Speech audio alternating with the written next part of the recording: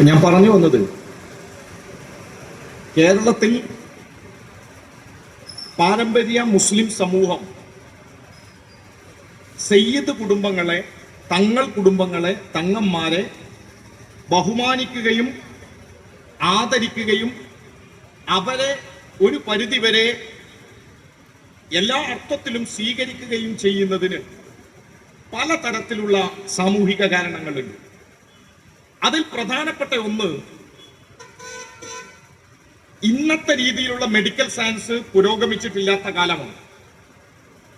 അതുകൊണ്ട് തന്നെ പലതരത്തിലുള്ള അസുഖങ്ങൾക്ക് ചികിത്സ നൽകുന്നവരായിരുന്നു തങ്ങന്മാരിൽ പലരും. ആ ചികിത്സകന്മാർ എന്ന നിലയിൽ അവരോടുള്ള ആദരവ് മുസ്ലിം സമൂഹത്തിനിടയിൽ മാത്രമല്ല, പൊതുവെ കേരളീയ സമൂഹത്തിലെ, പ്രത്യേകിച്ച് നമ്മുടെ മലബാർ സമൂഹത്തിലെ പലർക്കിടയിലും ഉണ്ടായിരുന്നു. അതിനുദാഹരണമാണ് മമ്പുറം തങ്ങൾ ഉൾപ്പെടെയുള്ളവർ എന്നാണ്. ഞാൻ എന്നെ കേൾക്കുന്ന പ്രിയപ്പെട്ടവരോട്, ഞാനൊരു കമ്മ്യൂണിസ്റ്റ് പാർട്ടിക്കാരനാണ്. CPIM-ന് ഏതെങ്കിലും തരത്തിലുള്ള ഒരു വിശ്വാസത്തോട് പ്രത്യേകമായ താല്പര്യമോ ഏതെങ്കിലും തരത്തിലുള്ള ഒരു മതവിശ്വാസത്തോട് പ്രത്യേകമായ അകൽച്ചയോ ഇല്ല. ഒരു വ്യക്തിക്ക് രാജ്യത്തിന്റെ ഭരണഘടന ഉറപ്പു നൽകുന്ന, അവന്റെ മനസാക്ഷിക്ക് ഇഷ്ടമുള്ള മതവിശ്വാസവും ആചാര അനുഷ്ഠാനങ്ങളും സ്വീകരിക്കാം, അതുമായി മുന്നോട്ട് പോകാം എന്ന കാര്യത്തിൽ യാതൊരു തർക്കവും ഞങ്ങൾക്കില്ല. ചിലപ്പോഴൊക്കെ ചില ആളുകൾ പറയും, ഇപ്പൊ കുറച്ചു കാലമായിട്ടാണ് പാർട്ടി ഇങ്ങനെ ആയത്, നിങ്ങൾ പണ്ട് സമുദായങ്ങൾക്കൊക്കെ എതിരായിരുന്നു എന്നാണ്. എന്നാൽ പാർട്ടിയുടെ ചരിത്രം പഠിച്ചപ്പോ, വായിച്ചു നോക്കുമ്പോ, കമ്മ്യൂണിസ്റ്റ് പാർട്ടി രൂപീകരിക്കപ്പെട്ട കാലത്ത് നമ്മുടെ കേരളത്തിലല്ല, ദേശീയ തലത്തിൽ സോവിയറ്റ് യൂണിയൻ താഷ്കന്റിൽ രൂപീകരിക്കപ്പെട്ട് ഇന്ത്യയിലേക്ക് വരുമ്പോ ഇന്ത്യയിൽ കമ്മ്യൂണിസ്റ്റ് പാർട്ടിയുടെ പ്രവർത്തനത്തിൽ വലിയ പങ്ക് വഹിച്ച ഒരാളാണ് അസ്രത് മൊഹാനി. അസ്രത് മൊഹാനി ദേശീയ സ്വാതന്ത്ര്യ സമരത്തിലെ പ്രധാന പങ്ക് വഹിച്ച ഒരാളാണ്. അസ്രത് മൊഹാനിയാണ് ഇന്ത്യയുടെ ദേശീയ സ്വാതന്ത്ര്യ സമരത്തിൽ ചരിത്രത്തിൽ ആദ്യമായി ഇൻകലാബ് സിന്ദാബാദ് എന്ന മുദ്രാവാക്യം ഈ രാജ്യത്തിന് നൽകിയത്. ഇന്ത്യക്ക് പൂർണ്ണ സ്വാതന്ത്ര്യം വേണമെന്ന് 1921 കോൺഗ്രസ് സമ്മേളനത്തിൽ പ്രതിനിധിയായിക്കൊണ്ട് പങ്കെടുത്തുകൊണ്ട് കമ്മ്യൂണിസ്റ്റ് പാർട്ടിയുടെ പ്രവർത്തകനും എന്നാൽ കോൺഗ്രസ് സോഷ്യലിസ്റ്റായി മാത്രം അന്ന് പ്രവർത്തിക്കാൻ കഴിയുന്നവരുമായിരുന്ന കമ്മ്യൂണിസ്റ്റുകാർ അന്ന് ആ സമ്മേളനത്തിൽ പൂർണ്ണ സ്വാതന്ത്ര്യം ആവശ്യപ്പെട്ടു. പൂർണ്ണ സ്വാതന്ത്ര്യം എന്ന പ്രമേയം 1929 മാത്രമാണ് കോൺഗ്രസ് അംഗീകരിക്കുന്നത്. 1921 അഹമ്മദാബാദ് കോൺഗ്രസ് സമ്മേളനത്തിൽ പൂർണ്ണ സ്വാതന്ത്ര്യം എന്ന പ്രമേയം അവതരിപ്പിച്ചയാളാണ് അസ്രത് മൊഹാനി. അസ്രത് മൊഹാനിയുടെ മറ്റ് ചരിത്രത്തിലേക്കൊന്നും ഞാൻ കടക്കുന്നില്ല. ഒറ്റ കാര്യം, അസ്രത് മൊഹാനി ഒരു പ്രാക്ടീസിംഗ് മുസ്ലിം ആയിരുന്നു, സൂഫി മുസ്ലിം ആയിരുന്നു. അദ്ദേഹം ഒരു സൂഫിയായിരുന്നു. നിരവധിയായ കവിതകൾ, ഗസലുകൾ എഴുതിയ ഉറുദു കവിയായിരുന്നു. കമ്മ്യൂണിസ്റ്റ് പാർട്ടിയുടെ, അവിഭക്ത കമ്മ്യൂണിസ്റ്റ് പാർട്ടിയുടെ സ്വതന്ത്ര പൂർവ്വ ഇന്ത്യയിൽ 1925 ആദ്യത്തെ പാർട്ടി കോൺഗ്രസ് നടക്കുമ്പോ ആ പാർട്ടി കോൺഗ്രസിന്റെ റിസപ്ഷൻ കമ്മിറ്റിയുടെ കൺവീനറുടെ പേര് അസ്രത് മൊഹാനി എന്നാണ്. ആ അസ്രത് മൊഹാനി പാർട്ടിയുടെ കേന്ദ്ര കമ്മിറ്റിയിൽ ഉൾപ്പെടെ പ്രവർത്തിച്ചിട്ടുണ്ട്. ഞാൻ പറയുന്നത് കമ്മ്യൂണിസ്റ്റ് പാർട്ടിയിൽ വരുന്ന എല്ലാവരും ഏതെങ്കിലും മതങ്ങളിൽ വിശ്വസിക്കുന്നവരാണ് എന്നല്ല. ഒരു മതവിശ്വാസവും ഇല്ലാത്തവരും കമ്മ്യൂണിസ്റ്റ് പാർട്ടിയുടെ ഭാഗമായിട്ടുണ്ട്. അങ്ങനെയുള്ളവർ ഈ നാടിനകത്ത് പ്രവർത്തിക്കുന്നു, അങ്ങനെ ഇല്ലാത്തവരും പ്രവർത്തിക്കുന്നു. എന്നെ കേൾക്കുന്നവരോട് ഒറ്റ കാര്യം, കമ്മ്യൂണിസ്റ്റ് പാർട്ടിയുടെ ഭാഗമായി പ്രവർത്തിച്ചതിന്റെ പേരിൽ ഈ നാടിനകത്തെ ഏതെങ്കിലും ഒരാൾക്ക് നാളെ മരണാനന്തര വിമോചനം, സ്വർഗം നൽകാം എന്ന് പറയാൻ ഒരു ഹിന്ദുവിനോടോ ഒരു മുസൽമാനോടോ ഒരു ക്രൈസ്തവനോടോ മറ്റേതെങ്കിലും മതക്കാരോടോ നിങ്ങൾക്ക് സ്വർഗം തരാം കമ്മ്യൂണിസ്റ്റ് പാർട്ടിയിൽ പ്രവർത്തിച്ചാൽ എന്ന് പറയാൻ ഞങ്ങൾക്ക് അവകാശമില്ല. ഞങ്ങൾ അത് പറയില്ല. ഞങ്ങളുടെ കൂടെ പ്രവർത്തിച്ചത് കൊണ്ട് സ്വർഗം കിട്ടും എന്ന് പറയാൻ ഞങ്ങൾ ആരല്ല. എന്നാൽ മരണാനന്തരം നിങ്ങൾക്ക് സ്വർഗം കിട്ടും എന്ന് വിശ്വസിക്കുന്നുവെങ്കിൽ അതേതെങ്കിലും ഒരു പാർട്ടിയിലൂടെ ലഭിക്കുമെന്ന് പറയുന്നുവെങ്കിൽ ആ പാർട്ടി ആ അർത്ഥത്തിൽ സത്യസന്ധമാണോ എന്ന് ഈ നാട് പരിശോധിക്കണം. ഈ അടുത്ത കാലത്ത് മുസ്ലിം ലീഗിന്റെ സംസ്ഥാന പ്രസിഡന്റായ സാദിഖ് അലി തങ്ങള് ഈ അടുത്ത് ലീഗിന്റെ ഒരു പ്രവർത്തനത്തിൽ ഒരു യോഗത്തിൽ പ്രസംഗിക്കുകയാണ്. നേരത്തെ അത് അലവിയൊക്കെ സൂചിപ്പിച്ചു. അർഷിന്റെ തണല് കിട്ടുന്ന കൂട്ടരാരാണ് എന്ന് പറയാൻ പാണക്കാട് കൊടപ്പനക്കൽ തറവാട്ടിലെ സാദിഖ് അലിക്ക് എന്തവകാശം? തങ്ങളെന്നത് ഞാൻ ബോധപൂർവം റദ്ദു ചെയ്യുന്നു. പാണക്കാട് ഒരു മനുഷ്യന് ഹർഷിന്റെ തണൽ കിട്ടുന്നവരാരാണ് എന്ന് പറയാൻ ഇസ്ലാമിക ഗ്രന്ഥങ്ങൾ അടിസ്ഥാനമാക്കിക്കൊണ്ട് പറയാൻ സാധിക്കുമോ എന്ന് ലീഗ് പറയണം. അർഷിന്റെ തണൽ കിട്ടുന്ന കൂട്ടരെ കുറിച്ച് മദ്രസയുടെ പ്രാഥമിക വിദ്യാഭ്യാസമുള്ള നമ്മളിൽ പലർക്കും അറിയാം അതാരാണെന്ന്. അതിൽ മുസ്ലിം ലീഗിന്റെ കൊടി പിടിച്ചവർക്ക് അർഷിന്റെ തണല് കിട്ടും എന്ന് പറഞ്ഞാൽ അതൊരു മതപരമായ നിന്ദ എന്നതിനേക്കാൾ അപ്പുറം മനുഷ്യനെ വഞ്ചിക്കുന്നതും ഇവിടുത്തെ സാധാരണ മനുഷ്യന്റെ വിശ്വാസത്തെ ചൂഷണം ചെയ്യുന്നതുമായി ബന്ധപ്പെട്ട കാര്യമാണ്. ഞാൻ അത്തരം കാര്യങ്ങളെ വിശദീകരിക്കുന്നതിന് മുമ്പ് എന്നെ കേൾക്കുന്ന പ്രിയപ്പെട്ട സാധാരണ മനുഷ്യരോട് പലർക്കും നമ്മുടെ നാട്ടിലെ മുസ്ലിം സമുദായത്തിൽ, പ്രത്യേകിച്ച് പാരമ്പര്യ മുസ്ലിം സമുദായത്തിനിടയിൽ, സുന്നി സമുദായങ്ങൾക്കിടയിൽ വലിയ ആദരവുള്ള വിഭാഗമാണ് സയ്യിദന്മാർ എന്ന കാര്യത്തിൽ തർക്കമില്ല. പ്രിയപ്പെട്ടവരെ, കേരളത്തിലേക്ക് സയ്യിദ് കുടുംബങ്ങൾ കൂടുതലും വന്നിട്ടുള്ളത് യമനിൽ നിന്നാണ്.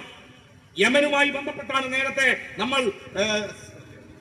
നിമിഷപ്രഭയുടെ കേസും അതുമായി ബന്ധപ്പെട്ട കാര്യങ്ങളും ഒക്കെ പറഞ്ഞത്.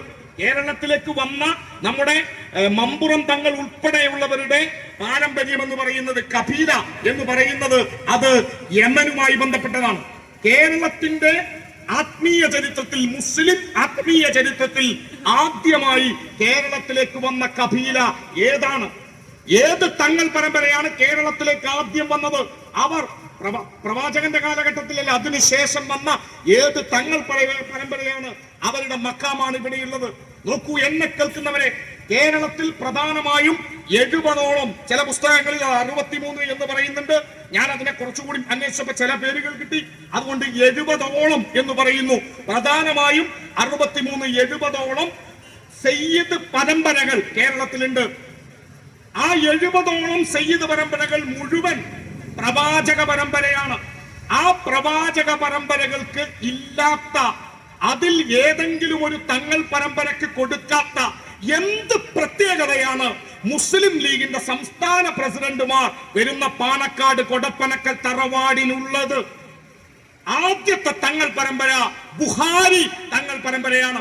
കേരളത്തിൽ രേഖപ്പെടുത്തപ്പെട്ട ആദ്യത്തെ ഒരു പ്രധാനപ്പെട്ട തങ്ങൾ ഇവിടേക്ക് വന്നത്, അത് ആ പരമ്പര എന്ന് പറയുന്നത് അവരുടെ റഷ്യയുമായിട്ടൊക്കെ ബന്ധമുണ്ട്. അതിനുശേഷം അതുവഴിയാണ് അവർ ഇങ്ങോട്ട് വന്നത്. ആ തങ്ങളുടെ പേര് സയ്യിദ് ജലാലുദ്ദീൻ ബുഖാരി തങ്ങളാണ്. സയ്യിദ് ജലാലുദ്ദീൻ ബുഖാരി തങ്ങളുടെ മക്ബറയുള്ളത് വളപട്ടണത്താണ്. നമ്മുടെ കണ്ണൂർ ജില്ലയിലെ വളപട്ടണത്തെ കക്കുളങ്ങര മക്കാമിലാണ് സയ്യിദ് ജലാലുദ്ദീൻ ബുഖാരി തങ്ങളുള്ളത്. എന്നെ കേൾക്കുന്ന പ്രിയപ്പെട്ടവരെ, ജലാലുദ്ദീൻ ബുഖാരി തങ്ങളുടെ പരമ്പരയിൽപ്പെട്ട ആളുകൾക്ക് ഇല്ലാത്ത എന്ത് പ്രത്യേകതയാണ് പാണക്കാട് കൊടപ്പനക്കൽ തറവാട്ടിലെ ശിഹാബ് തങ്ങന്മാർക്കുള്ളത്? ഞാൻ പറയുന്നത് എന്നെ കേൾക്കുന്നവരുടെ വിശ്വാസവുമായി ബന്ധപ്പെട്ട് ആദരിക്കുന്നവർക്ക്, ബഹുമാനിക്കുന്നവർക്കുള്ള കാര്യമാണ്. നമുക്കെല്ലാ മനുഷ്യരും ഒരുപോലെയാണ്. പക്ഷേ ഏതോ ആളുകൾക്ക് പ്രത്യേകതയുണ്ട് എന്ന് പറയുമ്പോ ആദ്യം വന്ന ബുഖാരി പരമ്പരക്ക് എന്ത് പ്രത്യേകത? രണ്ടാമത് കേരളത്തിൽ വന്ന പ്രധാനപ്പെട്ട സയ്യിദ് കുടുംബം എന്ന് പറയുന്നത് ജിഫ്രി തങ്ങന്മാരുടെ പരമ്പരയാണ്. ആ ജിഫ്രി തങ്ങന്മാരുടെ, ഇപ്പോഴത്തെ ജിഫ്രി തങ്ങളുടെയൊക്കെ കാരണവന്മാർ ഉൾപ്പെടുന്ന ജിഫ്രി തങ്ങൾ പരമ്പര, അവർ പ്രധാനമായും കേരളത്തിൽ തമ്പടിച്ചത് കുറ്റിച്ചിറയിലാണ്. കുറ്റിച്ചിറ, അവിടെയാണ് മഖാമുള്ളത്, അവിടെയാണ് അവരുടെ വരവ്. കുറ്റിച്ചിറ കേന്ദ്രീകരിച്ചു വന്ന ജിഫ്രി പരമ്പര കേരളത്തിലേക്ക് വന്നിട്ടുണ്ട്.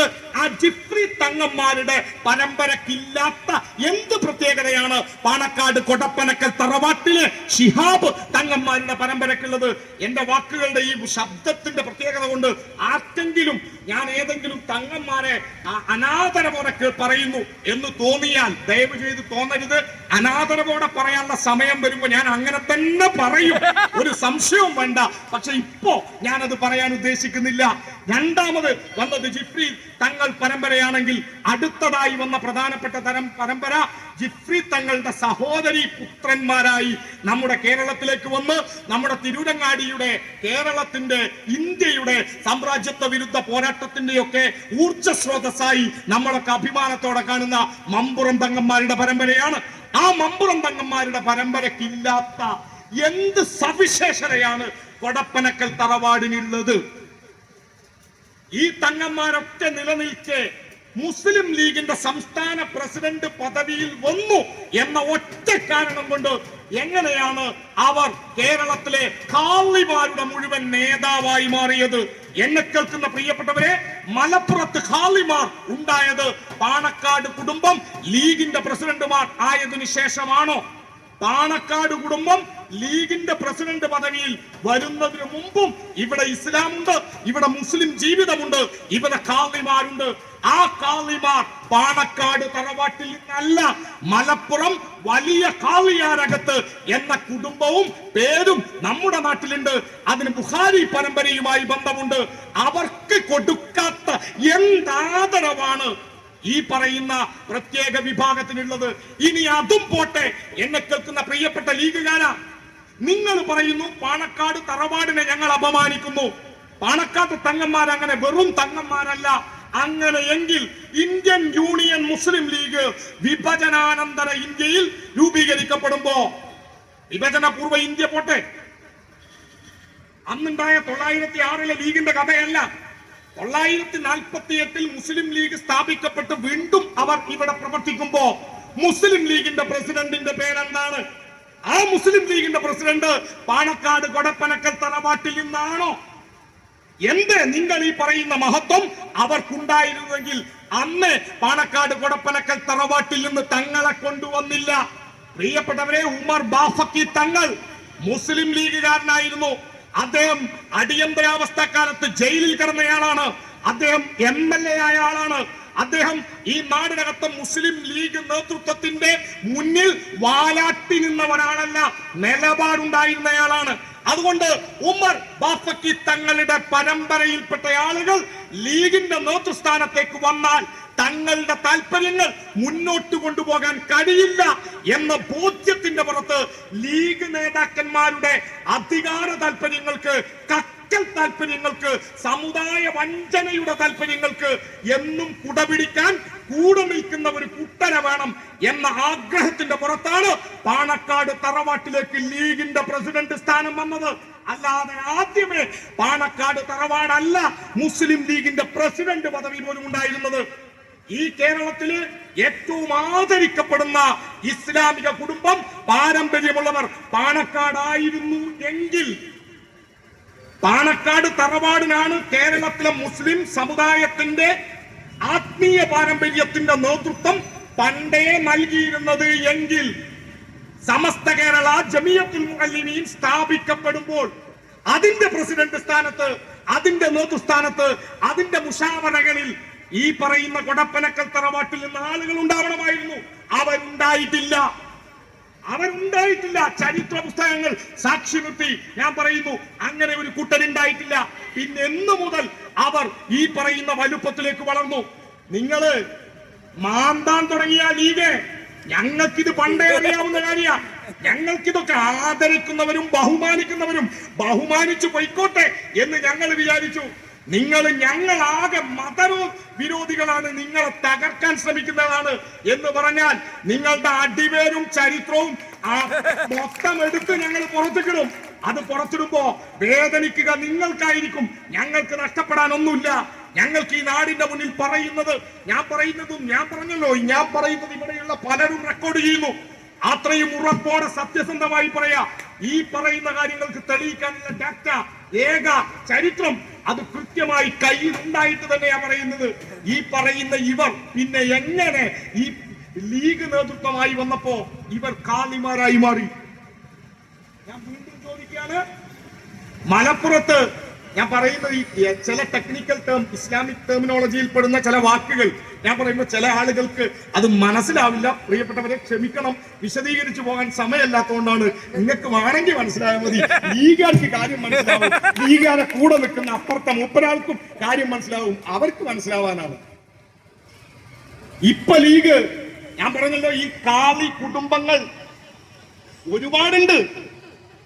മലപ്പുറം വലിയ ഖാളിയാരകത്ത് എന്ന ഖാളി കുടുംബമാണ് നമ്മുടെ മലപ്പുറം ജില്ലയിൽ ഈ പെരുന്നാളും നോമ്പും ഇസ്ലാമിക കാര്യങ്ങളിലും അഭിപ്രായം അന്തിമമായി പറഞ്ഞത്. അവർക്കൊന്നും കൊടുക്കാത്ത ഒരു പ്രത്യേകതയിലേക്ക് പാണക്കാട് കുടുംബം കടന്നു വന്നതിന് പിന്നിൽ ഒരേ ഒരു കാരണമേ ഉള്ളൂ. അത് ഇന്ത്യൻ യൂണിയൻ മുസ്ലിം ലീഗിന്റെ സംസ്ഥാന പ്രസിഡന്റായി അവർ വന്നതിന് ശേഷം. ഇനി അങ്ങനെ അല്ല എന്നാരെങ്കിലും പറയുന്നുവെങ്കിൽ, അങ്ങനെ അല്ലായിരുന്നുവെങ്കിൽ സമസ്ത കേരള ജമിയത്തുൽ മുഅല്ലിമീൻ നമ്മൾ ആദരിക്കുന്ന സംഘടനയാണ്. ഈ കേരളത്തിൽ പലതരത്തിലും സാമൂഹികമായ മതപരമായ രംഗത്ത് പ്രവർത്തിക്കുന്നവരാണ്. ആ സംഘടന പ്രവർത്തിച്ച അതിന്റെ രൂപീകരണ ഘട്ടത്തിൽ 1925 എന്നാണ് എന്റെ ഓർമ്മ. ഏതായാലും മലബാർ സമരത്തിന് ശേഷമാണ് ആ സംഘടന രൂപീകരിക്കപ്പെടുമ്പോ ഈ തറവാട്ടുകാരുണ്ടാവണം, ഉണ്ടായിട്ടില്ല. മുഷാവറയിൽ പോലും ഉണ്ടായിട്ടില്ല. അതുകൊണ്ടാണ് ഇന്ന് സമസ്തയുടെ മുഷാവറ അംഗമായ അബ്ദുറഹ്മാൻ മുസ്ലിയാർ ഒരു അഭിപ്രായം പറഞ്ഞത്. എന്ത്? ഏതോ ഒരു തങ്ങളും പിന്നെ ഒരാളും. ഈ ഏതോ ഒരു തങ്ങൾ അക്ഷരാർത്ഥത്തിൽ ഏതോ ഒരു തങ്ങളാണ്. കാരണം ബാഫക്കി തങ്ങൾ വിദേശത്ത് പോയി മതം പഠിച്ച ഒരാളാണ്. ബാഫക്കി തങ്ങളെ വെട്ടി ഉമർ ബാഫക്കി തങ്ങൾക്ക് പകരം മറ്റൊരാളെ കൊണ്ടുവരണമെങ്കിൽ പൂക്കോയ തങ്ങളുടെ മരണശേഷം വീണ്ടും ബാഫക്കി തങ്ങളുടെ സിൽസിലയിലേക്ക്, പരമ്പരയിലേക്ക്, കബീലയിലേക്ക് നേതൃസ്ഥാനം പോകുമെന്ന് കണ്ടപ്പോ ലീഗിന്റെ ചില നേതാക്കന്മാർ അന്ന് ഇവിടുത്തെ മുസ്ലിം ലീഗിന്റെ സമുന്നതനായ ഒരു നേതാവിനെ, ഒരു തങ്ങളെ അന്ന് ഈജിപ്തിലേക്ക് പഠിപ്പിച്ചു. ഈജിപ്തിൽ പറഞ്ഞയച്ചു. അൽ-അസർ യൂണിവേഴ്സിറ്റിയിൽ പോയി പഠിപ്പിച്ചു. അങ്ങനെ മതവും ഭൗതിക വിദ്യാഭ്യാസങ്ങൾക്കുമേ നേടിയിട്ടാണ് ബഹുമാന്യനായ പാണക്കാട് സയ്യിദ് മുഹമ്മദ് അലി ശിഹാബ് തങ്ങൾ ഇവിടെ വരികയും ലീഗിന്റെ പ്രസിഡന്റ് സ്ഥാനത്ത് പ്രവർത്തിക്കുകയും ചെയ്യുന്നത്. അവർക്കൊക്കെ മതപരമായ വിദ്യാഭ്യാസം കൂടി ഉണ്ടായിരുന്നു. എന്നെ കേൾക്കുന്ന പ്രിയപ്പെട്ടവരെ, പാണക്കാട് പൂക്കോയ തങ്ങളുടെ കാലത്ത്, പാണക്കാട് മുഹമ്മദ് അലി ശിഹാബ് തങ്ങളുടെ കാലത്ത്, ഉമർ അലി ശിഹാബ് തങ്ങളുടെ കാലത്ത് ഇവർക്കെല്ലാം മതപരമായ ബിരുദമുണ്ടായിരുന്നു എന്നോർക്കണം. അവരെല്ലാം ഇസ്ലാമിക വിദ്യാഭ്യാസം കൂടി ഔപചാരികമായി നേടി മതബിരുദമുള്ളവരായിരുന്നു എന്നോർക്കണം. അവർക്കില്ലാത്ത എന്താണ് ഇപ്പോഴത്തെ സാദിഖലിക്കുള്ളത്? സാദിഖലി ശിഹാബ് തങ്ങൾ എന്ന് പറയുന്ന വ്യക്തിക്ക് മതപരമായ പാണ്ഡിത്യമില്ല. മതപരമായ പാണ്ഡിത്യമില്ലാത്ത ഒരു വ്യക്തി ലീഗിന്റെ പ്രസിഡന്റായി വന്നപ്പോ അദ്ദേഹത്തിന് വൈജ്ഞാനികമായ ധാരണാ പശകുണ്ട്, അറിവില്ലായ്മയുണ്ട്. ഒരേ സമയം വലിയ പാരമ്പര്യം മുസ്ലിം ലീഗിന് ഇവയുണ്ട്. ജമാഅത്തെ ഇസ്ലാമി എതിർത്തതിൽ മുസ്ലിം ലീഗ് ജമാഅത്തെ ഇസ്ലാമിയുടെ ആശയങ്ങളെ ചന്ദ്രിക പത്രത്തിലൂടെയും അല്ലാതെയും കേരളത്തിൽ വളരെ സജീവമായി എതിർത്തിട്ടുണ്ട്. കേരളത്തില് NDF എന്ന സംഘടന, SDPI എന്ന ഇപ്പോഴത്തെ സംഘടന, പോപ്പുലർ ഫ്രണ്ടിന്റെ ആദ്യ രൂപം NDF നമ്മുടെ കേരളത്തിൽ പ്രവർത്തനം ആരംഭിച്ചപ്പോ ഏറ്റവും ആധികാരികമായി NDF-നെ എതിർത്ത് പുസ്തകം എഴുതിയ സംഘടന അത് ഇവിടുത്തെ സമസ്തയുമായി ബന്ധപ്പെട്ടവരാണ്. ആ പബ്ലിക്കേഷന്റെ പേര് ഇസ പബ്ലിക്കേഷൻ എന്നാണ്. ഇസ്ലാമിക് സാഹിത്യ അക്കാദമി അമീദ് ഫൈസി അമ്പലക്കടവ് എന്ന് പറയുന്ന ഇസ്ലാമിക പണ്ഡിതനാണ് NDF എന്തുകൊണ്ട് വിമർശിക്കപ്പെടുന്നു എന്ന പുസ്തകം കേരളത്തിന്റെ രാഷ്ട്രീയ ചരിത്രത്തിൽ ആദ്യമായി ഇസ്ലാമിക് പെർസ്പെക്ടീവിൽ NDF എന്ന പോപ്പുലർ ഫ്രണ്ട് എന്ന ഇസ്ലാമിക വർഗീയ പ്രസ്ഥാനത്തെ ഈ സമുദായം എന്തുകൊണ്ട് പടിക്ക് പുറത്തു നിർത്തണം എന്ന് വിശദീകരിച്ചത്. ജമാഅത്തെ ഇസ്ലാമിയെ കോട്ടക്കൽ വെച്ച് നടന്ന ഒരു സമ്മേളനത്തിലൂടെ മുസ്ലിം ലീഗ് അതിനിശ്ചിതമായി വിമർശിക്കുകയും ജമാഅത്തെ ഇസ്ലാമി ലോകത്തിലെ ഇസ്ലാമിനെ ഭീകരവാദത്തിന്റെ പര്യായ പദമാക്കി മാറ്റുന്നവരാണ് എന്ന് തുറന്നെഴുതുകയും ചെയ്തു.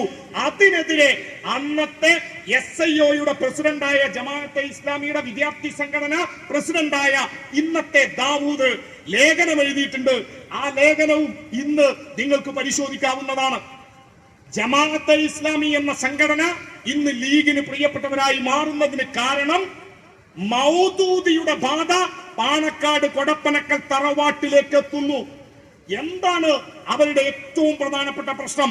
നമ്മൾ എന്തിനാണ് ലീഗിനെ എതിർക്കുമ്പോ പാണക്കാട് തങ്ങന്മാരെ കൂടി ഇപ്പോൾ പറയുന്നത്? അവരോടുള്ള ആദരവ്, ബഹുമാനം ഒരു സമുദായം വെച്ചു പുലർത്തുമ്പോ ആ സമുദായത്തിന്റെ ആദരവിനെ അംഗീകരിച്ചുകൊണ്ട് തന്നെ പറയട്ടെ, കേരളത്തിൽ വന്ന 70ഓളം സയ്യിദ് പരമ്പരയിൽ, സിൽസിലകളിൽ, അവരുടെ കബീലകളിൽ എന്ത് പ്രത്യേകതയാണ്? ഞാൻ നേരത്തെ ഇനിയും എല്ലാ തങ്ങൾ കുടുംബങ്ങളെ കുറിച്ചും ജമല്ലൈലി ഉൾപ്പെടെ തങ്ങൾ കുടുംബങ്ങളെ കുറിച്ച് വേണമെങ്കിൽ നമുക്കിവിടെ വിശദീകരിക്കാം. CPM തയ്യാറാ. അവർക്കൊന്നുമില്ലാത്തത് ഇവർക്ക് നൽകാൻ ഒരേ ഒരു കാരണമേ ഉള്ളൂ. ആ ഒരേ ഒരു കാരണം മുസ്ലിം ലീഗിന്റെ സംസ്ഥാന പ്രസിഡന്റ് പദവിയിൽ അവരിയ്ക്കുന്നു എന്നതാണ്. മുസ്ലിം ലീഗ് എന്ന രാഷ്ട്രീയ പാർട്ടിയാണോ കേരളത്തിലെ മുസ്ലിം സംഘടനകളുടെ എല്ലാ കാര്യങ്ങളും തീരുമാനിക്കേണ്ടത്? ആ മുസ്ലിം ലീഗ് എന്ന രാഷ്ട്രീയ പാർട്ടിയെ ഏതെങ്കിലും ഒരു രാഷ്ട്രീയ പാർട്ടിയോ ഏതെങ്കിലും ഒരു പ്രസ്ഥാനമോ വിമർശിച്ചാൽ അവരെ ഇസ്ലാമിൽ നിന്ന് പുറത്ത് ഇസ്ലാമിന്റെ എതിരാളികൾ, ഹിന്ദുത്വ, മാർക്സിസം എന്നൊക്കെ വിശേഷിപ്പിക്കുന്നവരോട് ആരാണ് യഥാർത്ഥത്തിൽ വർഗീയവാദി എന്ന് പ്രവാചക വചനം ഉപയോഗിച്ചുകൊണ്ട് നിങ്ങൾ പരിശോധിക്കേണ്ടതാണ്. ജമാഅത്തെ ഇസ്ലാമിയെ നമ്മൾ എതിർക്കുന്നത് എന്തുകൊണ്ടാണ്? CPIM ജമാഅത്തെ ഇസ്ലാമിയെ എതിർക്കുന്നത് ഇന്നോ ഇന്നലെയോ അല്ല. ചില ആളുകൾ പറയും ചില ഇലക്ഷനിലൊക്കെ അവർ നിങ്ങൾക്ക് വോട്ട് ചെയ്തില്ലേ എന്ന്. ഇലക്ഷൻ കഴിഞ്ഞ് ജയിക്കുന്ന സമയത്ത് പഞ്ചായത്തിലോ എവിടെയെങ്കിലും ഒന്ന് ഞങ്ങളും വോട്ട് ചെയ്തിട്ടുണ്ട് എന്ന് പറയുന്ന പല ജമാഅത്തുകാരും പല സ്ഥലത്തുണ്ടായിട്ടുണ്ട്. എന്നാൽ അതേ കാലയളവിൽ കുറച്ചുകൂടി വ്യക്തമായി പറഞ്ഞാൽ TK ഹംസാക്ക മഞ്ചേരിയിൽ തെരഞ്ഞെടുപ്പിൽ ജയിച്ചതിന്റെ സമയത്ത് ഇവിടുത്തെ ജമാഅത്തുകാർ പിന്തുണച്ചിരുന്നു എന്നാണ് ഇപ്പൊ ചിലർ പറയുന്നത്. എന്നാൽ അതേ വർഷം അതേ ജമാഅത്തുകാരന്റെ പ്രബോധനം എന്ന് പറയുന്ന പ്രസിദ്ധീകരണം കമ്മ്യൂണിസ്റ്റ് പാർട്ടിക്കെതിരെ അതിനിശ്ചിതമായ വിമർശനം ഉന്നയിച്ചുകൊണ്ട് അന്നും എഴുതിയിട്ടുണ്ട്, ഇപ്പോഴും എഴുതുന്നുണ്ട്. നമ്മൾ എന്തുകൊണ്ടാണ് ജമാഅത്തെ ഇസ്ലാമിയെ എതിർക്കുന്നത്? ജമാഅത്തെ ഇസ്ലാമിയെ CPIM എതിർക്കാൻ ഏറ്റവും പ്രധാനപ്പെട്ട ഒരു കാരണമുണ്ട്. ആ കാരണം എന്തുകൊണ്ടാണോ നമ്മൾ RSSനെ എതിർക്കുന്നത് അതേ കാരണം കൊണ്ടാണ്. RSS എന്നാൽ നമ്മുടെ രാജ്യത്തിന്റെ മതനിരപേക്ഷതയെ, നമ്മുടെ ബഹുസ്വരതയെ, നമ്മുടെ ജനാധിപത്യ മൂല്യങ്ങളെ, നമ്മുടെ ഭരണഘടനാപരമായ ധാർമ്മികതയെ അട്ടിമറിച്ചുകൊണ്ട് ഇന്ത്യ എന്ന ബഹുസ്വര ജനാധിപത്യ രാജ്യത്തെ ഒരു മതരാഷ്ട്രമാക്കാൻ ശ്രമിക്കുന്നവരാണ്. RSS ഇന്ത്യ വിരുദ്ധതാണ്. RSS ഇന്ത്യ എന്ന ആശയത്തെ അട്ടിമറിക്കുന്നവരാണ്. അവരെ നമ്മൾ എതിർക്കാനുള്ള ഏറ്റവും പ്രധാനപ്പെട്ട കാരണം അവർ നമ്മുടെ ഒരുമയെ തകർക്കുന്നവരാണ്. അതേ കാരണങ്ങൾ കൊണ്ട് നമ്മൾ ജമാഅത്തെ ഇസ്ലാമി എതിർക്കും. അപ്പൊ ചില ആളുകൾ ചോദിക്കും, അതിലിപ്പോ ജമാഅത്തെ ഇസ്ലാമി ഇവിടെ കലാപങ്ങൾ സൃഷ്ടിച്ചിട്ടുണ്ടോ? ജമാഅത്തെ ഇസ്ലാമിക്കാർ ഇവിടെ മാന്യന്മാരായി നടക്കുന്നവരല്ലേ? അവരെ നിങ്ങൾ ഇങ്ങനെ പറയാമോ? ഞങ്ങൾ പറയും, ഞങ്ങളുടെ മുന്നിൽ തെളിവുണ്ട്. പ്രിയപ്പെട്ടവരെ, ഞാൻ ഈ ഉയർത്തി കാണിക്കുന്ന പുസ്തകം പ്രസിദ്ധീകരിച്ചത് ചിന്തയല്ല. ഞാൻ ഈ കാണിക്കുന്ന പുസ്തകം പ്രസിദ്ധീകരിച്ചത് ദേശാഭിമാനിയോ CPIMന്റെ ഏതെങ്കിലും പ്രസിദ്ധീകരണങ്ങളോ അല്ല. ഈ പുസ്തകം എഴുതിയ മനുഷ്യന്റെ ഫോട്ടോയാണ് ഈ കാണുന്നത്. ഈ പുസ്തകം എഴുതിയ ആളുടെ പേര് മൗലാന അബുൽ അഅ്ല മൗദൂദി എന്നാണ്. ആരാണ് മൗലാന അബുൽ അഅ്ല മൗദൂദി? ജമാഅത്തെ ഇസ്ലാമിയുടെ സ്ഥാപകന്റെ പേരാണ് മൗലാന അബുൽ അഅ്ല മൗദൂദി. എന്തുകൊണ്ട് CPIM മൗദൂദിസത്തെ എതിർക്കുന്നു? എന്തുകൊണ്ട് CPIM മൗദൂദികൾ മുന്നോട്ട് വെക്കുന്ന വാദഗതികൾ ഈ നാടിന്റെ സാമൂഹിക ഐക്യത്തിന് തടസ്സമാണ് എന്ന് പറയുന്നു? ഇത് വെറും പറച്ചിലല്ല. അത് പറയാൻ കാരണം ഈ പുസ്തകം ഞങ്ങളല്ല ഇറക്കിയത്, IPH പ്രസിദ്ധീകരണത്തിന്റെ പേര് IPH Islamic publishing house Kozhikode. പുസ്തകത്തിന്റെ പേര് മതേതരത്വം, ദേശീയത്വം, ജനാധിപത്യം, ഒരു താത്വിക വിശകലനം. ഈ പുസ്തകം ചെറിയൊരു പുസ്തകമാണ്. കാരണം ഇത് പുസ്തകമാക്കാൻ വേണ്ടി എഴുതിയതല്ല, ഇത് പുസ്തകമായി എഴുതിയ ഒന്നല്ല. ഇന്ത്യയും പാകിസ്ഥാനും വിഭജിക്കപ്പെട്ട് രണ്ട് രാഷ്ട്രങ്ങളാവുന്ന ഘട്ടത്തിൽ പാകിസ്ഥാനിലെ രാഷ്ട്രീയ പാർട്ടികളുടെ ഒരു യോഗം മൗദൂദി വിളിച്ചു. ആ രാഷ്ട്രീയ പാർട്ടികളുടെ യോഗത്തിൽ മൗലാന മൗദൂദി എന്ന ജമാഅത്തെ ഇസ്ലാമിയുടെ സ്ഥാപകൻ അവിടെ വെച്ച് ഒരു പ്രസംഗം നടത്തി. ആ പ്രസംഗം പുസ്തക രൂപത്തിൽ അച്ചടിച്ചതാണ്. ഉറുദു ഭാഷയിലെ പ്രസംഗം മലയാളത്തിൽ പ്രസിദ്ധീകരിച്ചത് ജമാഅത്തെ ഇസ്ലാമിയുടെ പ്രസിദ്ധീകരണശാലയായ IPH. ഈ പുസ്തകത്തിന്റെ പേജ് നമ്പർ 25 മൂന്നാമത്തെ പാരഗ്രാഫ്. എന്നെ കേൾക്കുന്നവരെ, മമ്പുറം തങ്ങൾ പഠിപ്പിക്കാത്തത്, സൈനുദ്ദീൻ മഖ്ദൂം പഠിപ്പിക്കാത്തത്, ഉമർ ഖാസി പഠിപ്പിക്കാത്തത്, കേരളത്തിനകത്ത് വരക്കൽ മുല്ലക്കോയ തങ്ങൾ ഉൾപ്പെടെയുള്ള സൂഫി വര്യന്മാരായ മുസ്ലിം ആചാര്യന്മാർ ഈ നാട്ടിൽ പഠിപ്പിക്കാത്തത് മൗദൂദി പഠിപ്പിക്കുന്നു. നമുക്ക് മമ്പുറം തങ്ങളെക്കാൾ വലുതല്ല മൗലാന മൗദൂദി, നമുക്ക് ഉമർ ഖാസിയേക്കാൾ വലുതല്ല മൗദൂദി, നമുക്ക് ഈ നാടിനകത്തെ ഏതെങ്കിലും ഇസ്ലാമിക പണ്ഡിതന്മാരെക്കാൾ വലുതല്ല മൗദൂദി. മൗദൂദി എങ്ങനെയാണോ RSS ഇന്ത്യയെ മതരാഷ്ട്രമാക്കാൻ ശ്രമിക്കുന്നത്, അതേ രീതിയിൽ ഇന്ത്യയെ മതരാഷ്ട്രമാക്കാൻ ശ്രമിക്കുന്ന മനുഷ്യന്റെ ശത്രുവിന്റെ പേരാണ് നമ്മൾ അവരെ എതിർക്കാൻ കാരണം. നോക്കൂ നിങ്ങൾ, ഇനി പറയൂ, ജമാഅത്തെ ഇസ്ലാമിക്ക് പാൽപ്പായസം കൊടുത്തു സ്വീകരിക്കുന്ന അവരുടെ വെൽഫെയർ പാർട്ടിക്കാരൻ ജാഥ നടത്തി വരുമ്പോ പഴയ നിലപാടുകളെ, പഴയ പണ്ഡിതന്മാർ പറഞ്ഞ അഭിപ്രായങ്ങളെ എല്ലാം അട്ടിമറിച്ചുകൊണ്ട് സ്വീകരിക്കാൻ കൊടപ്പനക്കൽ തറവാട്ടിൽ നിന്ന് പോകുന്ന സാദിഖലി തങ്ങൾ ഉൾപ്പെടെയുള്ളവർ ഈ പുസ്തകത്തിന്റെ പേജ് 25 മൂന്നാമത്തെ പാരഗ്രാഫ് വായിക്കണം. ഹേ മുസൽമാന്മാരെ, നിങ്ങളോട് ഞാനിതാ തറപ്പിച്ചു പറയുന്നു, ആധുനിക ജനാധിപത്യവും മതനിരപേക്ഷതയും നിങ്ങളുടെ ഈമാനിനും ഇസ്ലാമിനും ഘടകവിരുദ്ധമാണ്. ജനാധിപത്യത്തിനും മതനിരപേക്ഷതക്കും വേണ്ടി നിങ്ങൾ പ്രവർത്തിച്ചാൽ നിങ്ങളുടെ പരിശുദ്ധ ഖുർആനിനെ പുറങ്കാലുകൊണ്ട് തട്ടിത്തെറിപ്പിക്കലാണ്. ഏതെങ്കിലും ജമാഅത്തെ ഇസ്ലാമിക്കാരൻ പറയൂ, ഇതില്ല എന്ന് പുസ്തകത്തിന്റെ പേജിത നിങ്ങൾക്ക് പരിശോധിക്കാം. ഇനി നിങ്ങൾ പറ, നമ്മൾ ജമാഅത്തെ ഇസ്ലാമിയെ എതിർക്കണോ വേണ്ടയോ? ജനാധിപത്യത്തിനും മതനിരപേക്ഷതക്കും ദേശീയതക്കും വേണ്ടി നമ്മൾ പ്രവർത്തിച്ചാൽ പരിശുദ്ധ ഖുർആനിനെ പുറങ്കാലുകൊണ്ട് തട്ടിയെറിയലാണ്. ഇനി വേണോ? ഇനിയുണ്ട്. നിങ്ങൾ അതിന്റെ മീൻസ് ജനാധിപത്യ, നിങ്ങൾ അതിന്റെ സ്ഥാപനത്തിലും നടത്തിപ്പിലും പങ്കുവഹിക്കുകയാണെങ്കിൽ നിങ്ങളുടെ തിരുദൂതരുടെ എന്ന് പറഞ്ഞാൽ പ്രവാചകൻ മുഹമ്മദ് നബിയുടെ നിങ്ങളുടെ തിരുദൂതരോട് ചെയ്യുന്ന കടുത്ത വഞ്ചനയായിരിക്കും. ജനാധിപത്യ പ്രവർത്തനങ്ങളിൽ നമ്മൾ പങ്കെടുത്താൽ പ്രവാചകനോട് ചെയ്യുന്ന കടുത്ത വഞ്ചനയായിരിക്കും. നിങ്ങൾ അതിന്റെ കൊടി പിടിക്കുകയാണെങ്കിൽ, ജനാധിപത്യത്തിന്റെ കൊടി, ജനാധിപത്യത്തിന് വേണ്ടി, മതനിരപേക്ഷതയ്ക്ക് വേണ്ടി നമ്മൾ കൊടി പിടിക്കുകയാണെങ്കിൽ നിങ്ങളുടെ ദൈവത്തിനെതിരെ, അള്ളാഹുവിനെതിരെ രാജ്യദ്രോഹ കൊടി ഉയർത്തുന്നതിന് തുല്യമായിരിക്കും. ഇനി ഈ നാട് പറ, മൗദൂദിസത്തെ CPIM എതിർത്താൽ അതെങ്ങനെ ഇസ്ലാം വിരുദ്ധമാകും? നമുക്ക് പാരമ്പര്യമുണ്ട് ഈ മണ്ണിന്.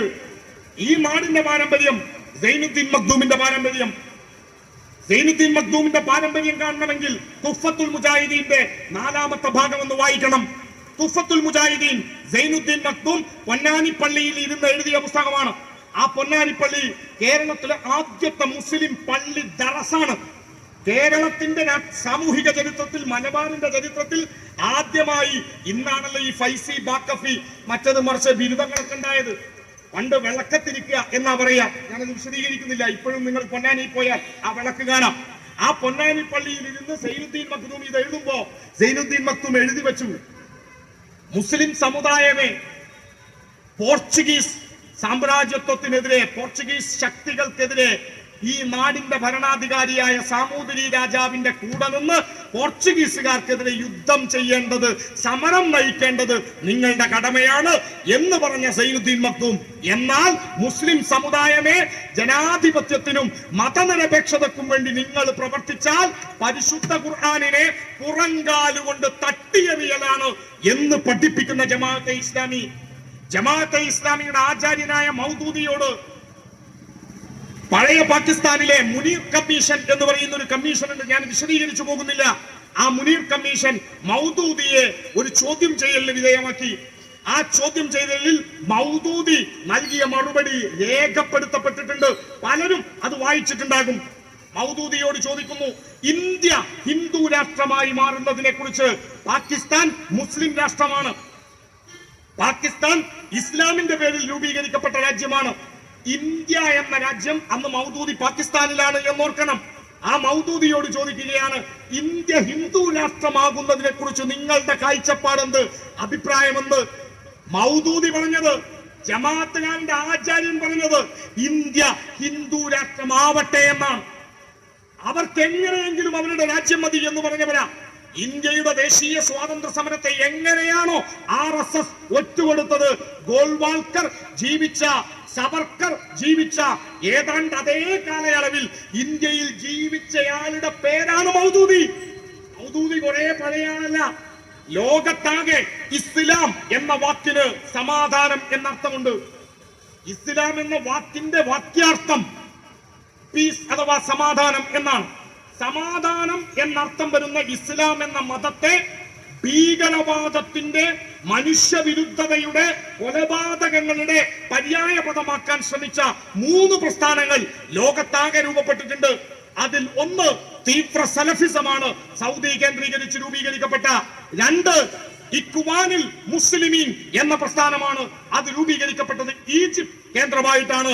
3ാമത്തെ സംഘടന ലോകത്ത് ഇസ്ലാം എന്ന പ്രസ്ഥാനത്തെ ഭിന്നിപ്പിക്കാനും അതിന്റെ സൗന്ദര്യത്തെ, അതിന്റെ ഫിലോസഫിയെ, മനുഷ്യനെ സ്നേഹിക്കാൻ പഠിപ്പിക്കുന്ന ആശയങ്ങളെ വെറുക്കാനും വർഗീയതക്കും വേണ്ടി സൃഷ്ടിച്ച 3ാമത്തെ പ്രസ്ഥാനം ഇന്ത്യയിൽ രൂപീകരിക്കപ്പെട്ടതാണ്. ആ സ്ഥാപകന്റെ പേരാണ് മൗദൂദി, സംഘടനയുടെ പേരാണ് ജമാഅത്തെ ഇസ്ലാമി.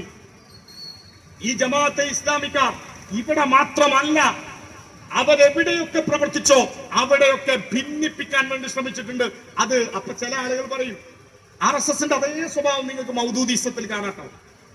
RSS എങ്ങനെയാണോ ഗോൾവാൾക്കറിനെ ഒരു ചർച്ചയിൽ നിങ്ങൾ RSSനെ കുറിച്ച് ചോദിച്ചാൽ, ചാനൽ ചർച്ചയിൽ വന്ന് RSS പറയും വിചാരധാരയിലൊന്നും ഞങ്ങൾ അംഗീകരിച്ചിട്ടില്ല എന്ന്. അങ്ങോട്ട് പറയും ഗോൾവാൾക്കർ ഞങ്ങളിപ്പോ പഴയ ഗോൾവാൾക്കർ എന്നും അതേപടി സ്വീകരിച്ചിട്ടില്ല എന്ന് RSS പറയുന്ന അതേപോലെ ദാവൂദന്മാർ, മാധ്യമങ്ങൾ, കേരളത്തിലെ മീഡിയ 1 ചാനലൊക്കെ വന്നിട്ട് പറയും അത് പണ്ടത്തെ മൗദൂദി ഞങ്ങൾ അംഗീകരിച്ചിട്ടില്ല. ഈ മൗദൂദിസ്റ്റുകൾ കഴിഞ്ഞ നിയമസഭ ലോക്സഭാ തെരഞ്ഞെടുപ്പ് നടക്കുന്ന കാലം, അത് കഴിഞ്ഞിട്ടാണ് കാശ്മീരിന്റെ നിയമസഭാ തെരഞ്ഞെടുപ്പ്. കാശ്മീർ നിയമസഭാ തെരഞ്ഞെടുപ്പ് 2015 ശേഷം നടക്കുന്നത് 2025-ലാണ്. 2015 കാശ്മീർ എന്ന് പറയുന്നത് വിഭജിക്കപ്പെടാത്ത കാശ്മീരാണ്. 370-ാം വകുപ്പ് റദ്ദ് ചെയ്യപ്പെടാത്ത കാശ്മീരാണ്. ഇന്നത്തെ കാശ്മീർ എന്ന് പറയുന്നത് വിഭജിക്കപ്പെട്ട കാശ്മീരാണ്. 370-ാം വകുപ്പ് റദ്ദ് ചെയ്യപ്പെട്ട കാശ്മീരാണ്. എന്നെ കേൾക്കുന്ന പ്രിയപ്പെട്ടവരെ, BJPക്ക് 2015 കാശ്മീരിലെ കുൽഗാം മണ്ഡലത്തിൽ BJPക്ക് 2015 ഒരു സ്ഥാനാർത്ഥി ഉണ്ടായിരുന്നു. താമര ചിഹ്നത്തിൽ BJPയുടെ സ്ഥാനാർത്ഥി അവിടെ മത്സരിക്കുകയും 2ാം സ്ഥാനത്ത് വരികയും ചെയ്തു. 1ാം സ്ഥാനത്ത് വന്ന സ്ഥാനാർത്ഥിയുടെ പേര് മുഹമ്മദ് യൂസുഫ് തരിഗാമി എന്നാണ്. മുഹമ്മദ് യൂസുഫ് തരിഗാമിയുടെ ചിഹ്നം അരിവാൾ, ചുറ്റിക, നക്ഷത്രമാണ്. ഞാനത് പറയാതെ തന്നെ ഈ നാടിനറിയാം. മുഹമ്മദ് യൂസുഫ് തരിഗാമി 2015 മത്സരിക്കുമ്പോ അവിടെ BJPക്ക് സ്ഥാനാർത്ഥിയുണ്ട്. 2014 മാത്രമാണ് BJP കേന്ദ്രത്തിൽ അധികാരത്തിലേക്ക് ഇന്ന് കാണുന്ന ശക്തിയിൽ വന്നത് എന്ന് നിങ്ങൾക്കറിയാം, എന്ന് എനിക്കറിയാം. 2025 14 BJP അല്ല, കാശ്മീർ വിഭജിച്ചു. 3ാം തവണയും അധികാരത്തിൽ വന്നു. തെരഞ്ഞെടുപ്പ് കമ്മീഷനെ ഉപയോഗിച്ചുകൊണ്ട് കാശ്മീരിന്റെ നിയോജക മണ്ഡലങ്ങളെ BJPക്ക് അനുകൂലമാക്കി. ആ തെരഞ്ഞെടുപ്പിൽ 2015 തെരഞ്ഞെടുപ്പിൽ കാശ്മീർ നിയോജക മണ്ഡലമായ കുൽഗാമിൽ സഖാവ് യൂസുഫ് തരിഗാമി CPIM-ന് വേണ്ടി മത്സരിക്കുന്നു. തരിഗാമി മത്സരിക്കുമ്പോൾ സ്വാഭാവികമായും എന്നെ കേൾക്കുന്നവർ പരിശോധിക്കൂ. ഈ ആവേശ പ്രസംഗത്തിനപ്പുറം ചിന്തിക്കാൻ വേണ്ടി മാത്രം പറയാം. 2015 മത്സരിച്ചതിനേക്കാൾ സ്ട്രോങ് ആയി 2025 മത്സരിക്കാം. കാരണം ഫണ്ടുണ്ട്, സംവിധാനമുണ്ട്, ഇലക്ഷൻ കമ്മീഷൻ പോലും അവർ പറയുന്നത് കേൾക്കുന്നുണ്ട്. ആ തെരഞ്ഞെടുപ്പിൽ പക്ഷേ BJP താമര ചിഹ്നത്തിലോ അല്ലാതെയോ സ്ഥാനാർത്ഥിയെ വെച്ചില്ല. 2025 BJP സ്ഥാനാർത്ഥിയെ വെച്ചില്ല എന്ന് മാത്രമല്ല, ആ BJPയുടെ പിന്തുണ വേറെ ഒരു കൂട്ടർക്ക് ലഭിച്ചു. BJPയുടെ പിന്തുണയിൽ അവിടെ മുഹമ്മദ് യൂസുഫ് തരിഗാമിക്കെതിരെ മത്സരിച്ച പാർട്ടിയുടെ പേര് ജമാഅത്തെ ഇസ്ലാമി കാശ്മീരി എന്നാണ്. അപ്പോ ചാനൽ ചർച്ചയ്ക്ക് വരുന്ന ദാവൂദന്മാർ, മീഡിയ 1-ലെ ചില ആളുകൾ, ജമാഅത്തുകാരൻ വിലക്കെടുത്ത ചില സ്വതന്ത്ര ചിന്തകന്മാർ എന്ന് അഭിപ്രായപ്പെടുന്നവർ ചാനലിൽ വന്നിട്ട് പറയും അത് കേരളത്തിലെ ഇന്ത്യയിലെ ജമാഅത്തെ ഇസ്ലാമി അല്ല, അത് കാശ്മീരിലെ ജമാഅത്തെ ഇസ്ലാമിയാണ്. അങ്ങനെയെങ്കിൽ എവിടെയും യൂണിറ്റ് ഉണ്ടാക്കാൻ ശ്രമിക്കുന്നവരല്ലേ ജമാഅത്തെ ഇസ്ലാമി? അങ്ങനെയെങ്കിൽ എന്തുകൊണ്ട് ജമാഅത്തെ ഇസ്ലാമി ഹിന്ദിന്റെ യൂണിറ്റ് കാശ്മീരിൽ രൂപീകരിക്കാൻ അവർ ശ്രമിക്കുന്നില്ല? ജമാഅത്തെ ഇസ്ലാമി കാശ്മീരി എന്നത് ഇവിടുത്തെ ജമാഅത്തെ ഇസ്ലാമി ഹിന്ദ് തന്നെയാണ്, അവരുടെ തന്നെ സംഘടനയാണ്. അവരാണ് അവിടെ സഖാവ് മുഹമ്മദ് യൂസുഫ് തരിഗാമിക്കെതിരെ BJPയോടൊപ്പം മത്സരിച്ചത്. അവരാണ് ഇന്ന് കേരളത്തിൽ ഇവിടത്തെ മൗദൂദിസ്റ്റുകളാണ് മുസ്ലിം ലീഗിന്റെ അജണ്ട നിർണയിക്കുന്നത് എന്ന് നമ്മൾ പറയുന്നത് വെറുതെ അല്ല. അതിന്റെ ഏറ്റവും അവസാനത്തെ തെളിവ് ആർക്കെങ്കിലും വേണോ? ലീഗുകാരെ, ഞങ്ങളുടെ വിമർശനം മുസ്ലിം ലീഗിന്റെ രാഷ്ട്രീയ മുദ്രാവാക്യങ്ങൾ, മുസ്ലിം ലീഗിന്റെ അജണ്ട ഇന്ന് തീരുമാനിക്കുന്നത് നിങ്ങൾ എത്ര പറഞ്ഞാലും അത് കൊടപ്പനക്കൽ തറവാടല്ല. കൊടപ്പനക്കൽ തറവാട്ടില് ചില പ്രമുഖരുടെ തലച്ചോറിലേക്ക് മൗദൂദിയുടെ ബാധ കയറിയിട്ടുണ്ട്. ആ മൗദൂദി ബാധ ലീഗിനെ ബാധിച്ചതിന്റെ ഏറ്റവും അവസാനത്തെ ഉദാഹരണം ആർക്കെങ്കിലും വേണമെങ്കിൽ നമ്മുടെ തൊട്ടടുത്ത വള്ളിക്കുന്ന് താമസിക്കുന്ന ഇതിന്റെ അടുത്ത പഞ്ചായത്തുകാരനായിട്ടുള്ള ഒരു ചെറുപ്പക്കാരൻ ഇന്ന് MSF എന്ന വിദ്യാർത്ഥി സംഘടനയുടെ സംസ്ഥാന പ്രസിഡന്റാണ്. എന്റെ സുഹൃത്താണ്, നിങ്ങൾക്ക് പലർക്കും അറിയാം വ്യക്തിപരമായി. MSFന്റെ സംസ്ഥാന പ്രസിഡന്റ് കഴിഞ്ഞ ദിവസം SFIക്കെതിരെ ഒരു പത്രസമ്മേളനം നടത്തി. തെറ്റില്ല, SFIയെയും ഏത് സംഘടനകളെയും രാഷ്ട്രീയമായി വിമർശിക്കാനുള്ള അവരുടെ ജനാധിപത്യ അവകാശം അത് അവർക്ക് ഉപയോഗിക്കാം. പക്ഷേ ആ വിമർശനത്തിൽ MSFന്റെ സംസ്ഥാന പ്രസിഡന്റായ നമ്മുടെ തൊട്ടടുത്ത പഞ്ചായത്തുകാരനായ ചെറുപ്പക്കാരൻ പറഞ്ഞ വാക്കിങ്ങനെയാണ്: SFI ഹിന്ദുത്വ മാർക്സിസ്റ്റുകളാണ്. ഹിന്ദുത്വ മാർക്സിസം എന്ന വാക്ക് ആരുടേതാണ്? നേരത്തെ സഖാവ് ഉൾപ്പെടെ പറഞ്ഞു, സോഷ്യൽ മീഡിയകളിൽ ഞാനോ നിങ്ങളോ ഒരു പോസ്റ്റ് ഇട്ടാൽ SFIക്കാരൻ, CPMകാരൻ, DYFIക്കാരൻ ഇവിടെ ദാറുൽ ഹുദ വിഷയവുമായി ബന്ധപ്പെട്ട് എന്തെങ്കിലും അഭിപ്രായം പറഞ്ഞാൽ അപ്പ വരും നിങ്ങളുടെ പോസ്റ്റിന് താഴെ. ഇബ്രാഹിം കുട്ടിയാക്ക ഫേസ്ബുക്കിലിട്ട പോസ്റ്റുകളുടെ താഴെ വന്ന കമന്റുകൾ വായിച്ചാൽ അറിയാം. സംഘാവ് സംഘാവ് സംഘാവ്. ആരാണ് സംഘാവ്? സഖാവ് എന്ന വാക്ക് ആരുണ്ടാക്കിയത്? സഖാവ് എന്ന വാക്ക് കോമ്രേഡ് എന്ന ഇംഗ്ലീഷ് വാക്കിന്റെ മലയാള പരിഭാഷയാണ്. സഖാവ് എന്ന വാക്കിന് ആണോ പെണ്ണോ വ്യത്യാസമില്ല. സഖാവ് എന്ന വാക്കിന് ഉയർന്നവനോ താഴ്ന്നവനോ വ്യത്യാസമില്ല. സഖാവ് എന്ന വാക്ക് ഏതൊരു മനുഷ്യനും അഭിമാനത്തോടെ പേരിന്റെ മുന്നിൽ കൊണ്ടു നടക്കുന്ന അഭിമാനത്തിന്റെ പ്രതീകമാണ്. ആ സഖാവ് എന്ന പദം കേരളത്തിന്റെ സാമൂഹിക മണ്ഡലത്തിന് സംഭാവന നൽകിയ മനുഷ്യന്റെ പേര് സഹോദരൻ അയ്യപ്പൻ എന്നാണ്.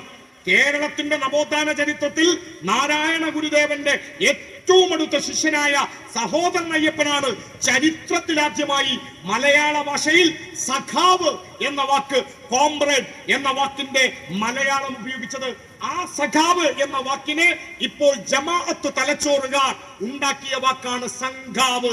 സംഘിയുടെ ഗ അക്ഷരം ചെറുതായിട്ടൊന്ന് മാറ്റും. സഖാവ് എന്ന വാക്കിനെ ഒന്ന് എഡിറ്റ് ചെയ്തിട്ട് സംഘാവ് എന്ന് വിളിക്കുന്നു. എന്ത് സംഗീതരമാണ് പ്രിയപ്പെട്ടവരെ കമ്മ്യൂണിസ്റ്റുകാരൻ ഈ നാടിനോട് ചെയ്തത്? ഞാൻ നിൽക്കുന്നത് തിരൂരങ്ങാടിയിലാണ്. ഈ തിരൂരങ്ങാടിക്കും ഇതിന്റെ തൊട്ടടുത്തുള്ള പ്രദേശങ്ങൾക്കും മലബാറിന്റെ ധീര പോരാട്ടങ്ങളുടെ ചരിത്രം ഏറെ പറയാനുണ്ട്.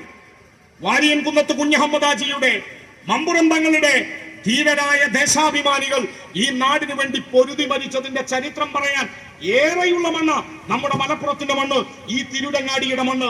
ഈ മണ്ണിൽ നിന്നുകൊണ്ട് കമ്മ്യൂണിസ്റ്റ് പ്രസ്ഥാനത്തിന്റെ ഈ ചെമ്പതാകയുടെ തണലിൽ നിന്ന് നെഞ്ചത്ത് കൈവച്ച് ഈ നാടിനോട് ഇടതുപക്ഷം ചോദിക്കും, CPIM ചോദിക്കും, ഞങ്ങൾ കമ്മ്യൂണിസ്റ്റുകാരൊക്കെ ഏതോ മതത്തെ തകർക്കാൻ ശ്രമിക്കുന്നവരാണ് എന്ന് അപ്പുറത്തു നിന്ന് ഉണ്ടാക്കി വിടുന്ന പച്ചക്കള്ളങ്ങൾ വിശ്വസിക്കുന്ന ചില കൂട്ടരോട് നമ്മൾ ചോദിക്കും, നിങ്ങൾ ചരിത്രം പറ. 1921 മലബാർ സമരം, 1921 കഴിഞ്ഞ് 100 കൊല്ലം കഴിയുമ്പോ 2021 ചെമ്മാട്ടങ്ങാടിയിൽ മാത്രം, അന്ന് ഞാൻ പുരോഗമന കലാസാഹിത്യ സംഘത്തിന്റെ തിരൂരങ്ങാടിയിലെ സെക്രട്ടറിയുടെ ചാർജുള്ള സമയമാണ്. അന്ന് ഇവിടുത്തെ തിരൂരങ്ങാടിയുടെ പൂക്കാസ ഉൾപ്പെടെ ഇവിടുത്തെ വിവിധ സംഘടനകൾ മലബാർ സമരവുമായി ബന്ധപ്പെട്ട് നമ്മൾ ഇവിടെ എത്രയോ പരിപാടി നടത്തിയിട്ടുണ്ട്. ഇവിടുത്തെ CPIM തന്നെ മലബാർ സമരത്തിലെ രക്തസാക്ഷികളുടെ പേര് പട്ടികയിൽ നിന്ന്, രക്തസാക്ഷി പട്ടികയിൽ നിന്ന് നീക്കം ചെയ്തതിനെതിരെ നടത്തിയ പൊതുയോഗത്തിൽ ഞാൻ ഈ അങ്ങാടിയിൽ പ്രസംഗിച്ചിട്ടുണ്ട്. അങ്ങനെ എത്രയോ പരിപാടികൾ 100ാം വാർഷികത്തിന് നടന്നു. 100ാം വാർഷികത്തിന് ആർക്കും പരിപാടി നടത്താൻ കഴിയും. കാരണം അത് 100ാം വാർഷികമാണ്. നമ്മൾ സ്വതന്ത്ര ഇന്ത്യയിലാണ്. എന്നെ കേൾക്കുന്ന പ്രിയപ്പെട്ടവരെ, മലബാർ സമരത്തിന്റെ 25ാം വാർഷികം ആഘോഷിച്ച എത്ര സംഘടനകൾ ബ്രിട്ടീഷ് ഇന്ത്യയിലുണ്ട്? മലബാർ സമരത്തിന്റെ 25ാം വാർഷികം ആഘോഷിച്ച എത്ര പ്രസ്ഥാനങ്ങൾ നമ്മുടെ നാട്ടിലുണ്ട്? മലബാർ സമരത്തിന്റെ 25ാം വാർഷികം 1946-ലാണ്. 1946 ഒരു ഓഗസ്റ്റ് മാസം പെരിന്തൽമണ്ണയിൽ ഒരു പ്രസംഗം നടന്നു. ഇതുപോലെ ഒരു പൊതുയോഗം, അന്ന് ബ്രിട്ടീഷുകാരാണ് രാജ്യം ഭരിക്കുന്നത്. അന്നത്തെ യോഗത്തിൽ പ്രസംഗിച്ച മനുഷ്യന്റെ പേര് പാവങ്ങളുടെ പടത്തലവൻ സഖാവ് AKG എന്നാണ്. AKG ആണ് ആ പ്രസംഗം. ഇന്നും നിങ്ങൾക്ക് ചരിത്രരേഖകൾ പരിശോധിച്ചാൽ കാണാൻ കഴിയും. മുസ്ലിം ലീഗ് കോൺഗ്രസ് എന്ന് AKG ആവർത്തിച്ചു വിളിക്കുന്നുണ്ട്. മുസ്ലിം ലീഗ് കോൺഗ്രസ്. നിങ്ങൾ മലബാറിലെ സമര പോരാളികളെ പേരെടുത്ത് AKG പറയുന്നു. മമ്പുറം തങ്ങളെ, വാരിയംകുന്നത്ത് കുഞ്ഞഹമ്മദാജിയെ, ആലി മുസ്ലിയാരെ, ചെമ്പകശ്ശേരി തങ്ങളെ വർഗീയവാദികളായി ചിത്രീകരിക്കുന്ന ബ്രിട്ടീഷ് പരാമർശങ്ങൾ നിങ്ങൾ അംഗീകരിക്കരുത്.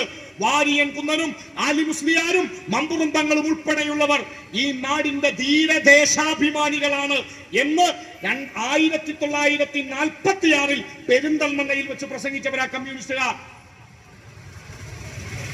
ഞാൻ പറയുന്നത് വ്യക്തമാണെന്ന് വിചാരിക്കുന്നു. ഇപ്പൊ തുടങ്ങിയതല്ല.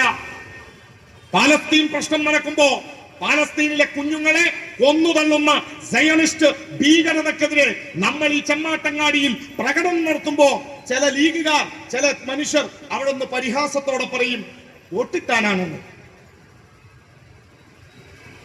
പ്രിയപ്പെട്ടവരെ, ഇസ്രായേലിലെ കമ്മ്യൂണിസ്റ്റ് പാർട്ടി ഇസ്രായേൽ എന്ന പാലസ്തീൻ ജനതയെ കൂട്ടക്കൊല ചെയ്യുന്ന ആ രാജ്യത്തെ കമ്മ്യൂണിസ്റ്റ് പ്രസ്ഥാനം ഇസ്രായേലിൽ ബെഞ്ചമിൻ നെതന്യാഹുവിന്റെ മൂക്കിന് താഴെ ഇരുന്നിട്ട് അവർ പറയുന്നു പാലസ്തീൻ എന്ന രാജ്യത്തിന് സ്വാതന്ത്ര്യം നൽകണം, പാലസ്തീനിൽ കൂട്ടക്കൊല പാടില്ല. ഡൊണാൾഡ് ട്രംപ് എന്ന മനുഷ്യൻ ഭരിക്കുന്ന അമേരിക്കയിൽ ഇരുന്ന് അമേരിക്കൻ കമ്മ്യൂണിസ്റ്റ് പാർട്ടി പറയുന്നു നോ വാർ, ഫ്രീ ഫ്രീ പാലസ്തീൻ, പാലസ്തീൻ ജനതയ്ക്ക് സ്വാതന്ത്ര്യം വേണമെന്ന്.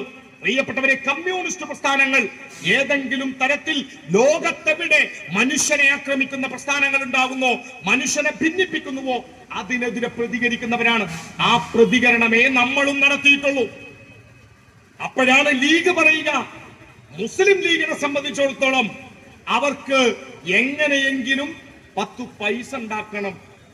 കഴിഞ്ഞ 9 കൊല്ലമായി മുസ്ലിം ലീഗിന് അധികാരമില്ല. 9 കൊല്ലമായി അധികാരമില്ലാത്ത ലീഗ്. നേരത്തെ അലിവേക്കത് സൂചിപ്പിച്ചു. എനിക്കത് പറയാൻ നിർബന്ധമായതുകൊണ്ട് ഞാനും അത് പറയാണ്. ഇവിടെ ഇരിക്കുന്ന സഖാക്കളെ, നിങ്ങൾ ആരും കയ്യിൽ നിന്ന് 10ന്റെ പൈസ പോകൂല. ഒന്ന്, നിങ്ങളെ കയ്യിലൊന്നും ഇത്ര തവണ പൈസ ഉണ്ടാവാൻ സാധ്യതയില്ല. 2, എന്തെങ്കിലും ലീഗാരൻ സഖാവല്ലേ എന്ന് കരുതി നിങ്ങളോട് ചോദിക്കൂല. എന്നാൽ മുസ്ലിം ലീഗിന്റെ അനുഭാവികളോ മുസ്ലിം ലീഗിന്റെ പ്രവർത്തകരോ ആയ കഷ്ടപ്പെട്ട് ഗൾഫ് നാടുകളിൽ, വിദേശ രാജ്യങ്ങളിൽ, നാട്ടിൽ അധ്വാനിച്ചോ സ്വന്തം വീടിന്റെ ഏതെങ്കിലും ഒരു പറമ്പ് വിറ്റ പൈസയോ സ്വന്തം പോക്കറ്റിലുള്ള ലീഗ് പ്രവർത്തകരെ നിങ്ങൾ സൂക്ഷിക്കുക. ഈ യോഗം CPM-ന് നിങ്ങൾ വോട്ട് ചെയ്യണം എന്ന് പറയാനല്ല, നിങ്ങളുടെ പോക്കറ്റിനെ നിങ്ങൾ സംരക്ഷിക്കണം. മുസ്ലിം ലീഗിന് കഴിഞ്ഞ 9 കൊല്ലമായി ഭരണമില്ല. ഭരണമില്ലാത്ത ലീഗിന് കക്കാൻ അവരുടെ കയ്യിലുള്ള ഏക സാധനം അത് മലപ്പുറം ജില്ലാ പഞ്ചായത്താണ്. മലപ്പുറം ജില്ലാ പഞ്ചായത്ത് വെച്ച് ലീഗിന്റെ നേതാക്കന്മാർ കിട്ടാവുന്നത് മുഴുവൻ അടിച്ചു മാറ്റും. മുസ്ലിം ലീഗിന്റെ നേതാക്കന്മാർ ഇപ്പൊ വലിയ കച്ചവടക്കാരാ, വലിയ ബിസിനസ്സുകാരാ. മുസ്ലിം ലീഗിന്റെ ബിസിനസിന്റെ പ്രത്യേകത, ഈ നാട്ടിലെ മുസ്ലിം സമുദായത്തിന് ആത്മാർത്ഥമായും ഇസ്ലാമിക വിശ്വാസങ്ങൾ പാലിക്കുന്ന ആളുകൾ പൊതുവെ പലിശ വാങ്ങാൻ താല്പര്യമില്ലാത്തവരാണ്. പലിശ ഹറാമാണ് എന്ന് ആത്മാർത്ഥമായും വിശ്വസിക്കുന്നവരാണ് മുസ്ലിം സമുദായം. അതുകൊണ്ട് തന്നെ പറ്റിക്കാൻ എളുപ്പാണ്. നിങ്ങൾക്ക് എങ്ങനെ വ്യാഖ്യാനിച്ചാലും വേണ്ടില്ല, പറ്റിക്കാൻ എളുപ്പാണ്. ആർക്ക്? നിങ്ങളോട് വന്ന് പറയും, നിങ്ങൾ ബാങ്കിൽ കാശിട്ട് കഴിഞ്ഞാൽ കയ്യിൽ കുറച്ച് പൈസ ഉണ്ട്, ഏതെങ്കിലും സ്ഥലം വിറ്റ പൈസയാവും, ആ പൈസ കയ്യിലുണ്ട്, ബാങ്കിലിട്ട പലിശ നിങ്ങൾക്ക് പേടി. അപ്പോ ലീഗിന്റെ നേതാവ് വരും. നേതാവിന്റെ പേര് ഇവിടുത്തെ ഏതെങ്കിലും പ്രാദേശിക ലീഗ് നേതാവാകും, ജില്ലാ പഞ്ചായത്തിന്റെ പ്രസിഡന്റ് ആവും, ജില്ലാ പഞ്ചായത്തിന്റെ വൈസ് പ്രസിഡന്റ് ഇസ്മായിൽ മുത്തേടമാകും, ലീഗിന്റെ പ്രമുഖരായിരിക്കും, ചിലപ്പോ കാസർകോട്ടെ കമറുച്ചയാകും.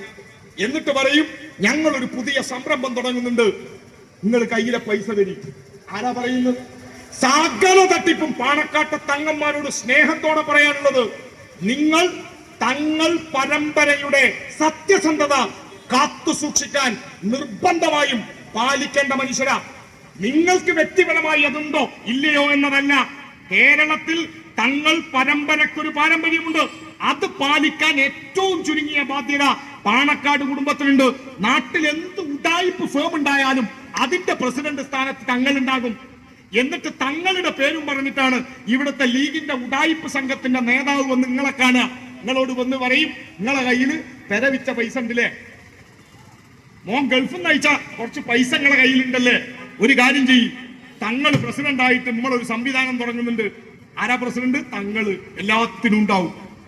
തങ്ങൾ പ്രസിഡന്റ് ആയിട്ട് ഞങ്ങളൊരു പരിപാടി തുടങ്ങുന്നുണ്ട്.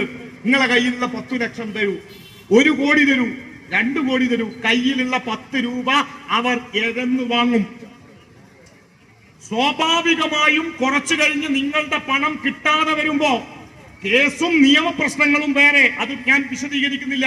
നേരത്തെ അലവിയൊക്കെ പറഞ്ഞു, ഇസ്ലാമികമായ ഒരു പ്രശ്നം അവിടെ നിങ്ങളുടെ മുന്നിൽ ഉദിക്കും. വിശ്വാസിയെ സംബന്ധിച്ചിടത്തോളം പ്രതിസന്ധിയിലാകും. എങ്ങനെ? നിങ്ങൾ വിശ്വാസിയായതുകൊണ്ട്, വിശ്വാസിയായ ഒരാൾക്ക് പലിശ വാങ്ങലിൽ മനസാക്ഷി കുത്തുണ്ടായതുകൊണ്ട് അയാൾ പലിശക്ക് വേണ്ടിയല്ല പണം കൊടുത്തത്. എന്തിനാണ്? ലാഭം കിട്ടാനാണ്. നിങ്ങൾ ബിസിനസ്സിൽ നിക്ഷേപിച്ച പണം ബിസിനസ് പൊളിഞ്ഞാൽ സ്വാഭാവികമായും നഷ്ടമാകും. അപ്പോൾ നഷ്ടം സഹിക്കൽ നിങ്ങളുടെ കൂടി ബാധ്യതയാണ്. അതുകൊണ്ടാണ് കമറുവിന്റെ പ്രശ്നം, കാഞ്ഞങ്ങാട്ടെ കമറുദ്ദീൻ സ്വർണത്തിന്റെ പേരിൽ നടത്തിയ തട്ടിപ്പ് പാണക്കാട് ചർച്ചയ്ക്ക് വന്നപ്പോ പാണക്കാട്ടെ തങ്ങന്മാരിൽ പ്രധാനിയായ ആളുകളും ലീഗ് നേതാക്കന്മാരും ഇരുന്ന് പറഞ്ഞത്, ബിസിനസ് ആകുമ്പോ ലാഭം ഉണ്ടാകും, നഷ്ടം ഉണ്ടാകും. ലീഗ്